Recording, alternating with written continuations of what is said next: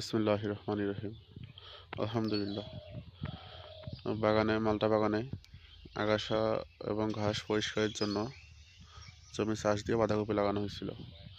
বাঁধাকপির পরিচর্যাতে বাগানে অনেকটা উপকার হবে, সাথে বাঁধাকপিটা উঠে আসবে। আজকে বাঁধাকপি লাগানো প্রায় 12 থেকে 13 দিন চলছে। গাছগুলোকে বুস্ট করার জন্য ইউরিয়া পানি দেওয়ানো হচ্ছে, ইউরিয়া সার এবং পানি প্রতি লিটারে 5 গ্রাম হারে ইউরিয়া সার দিয়ে পানি গোলায় বাগানে দেওয়া হচ্ছে। দেখা যাক তারপরে কি হয়। জীবনের প্রথম বাঁধাকপি চাষ, ইচ্ছা ছিল এবং কমার্শিয়াল করার ইচ্ছা আছে, যার পরিপ্রেক্ষিতে পাইলট প্রজেক্ট হিসেবে বাঁধাকপি এখানে দেখা হচ্ছে। যদি ভালো বেনিফিট আসে, ইনশাল্লাহ আগামীবার থেকে আমরা কমার্শিয়াল যাবো এবং আগাম বাঁধাকপি যেটাকে বলে, যেটা এখন বাজারজাত হচ্ছে অলরেডি, সে বাঁধাকপিটা ইনশাল্লাহ নিয়ে আসবো আমরা আগামীবার।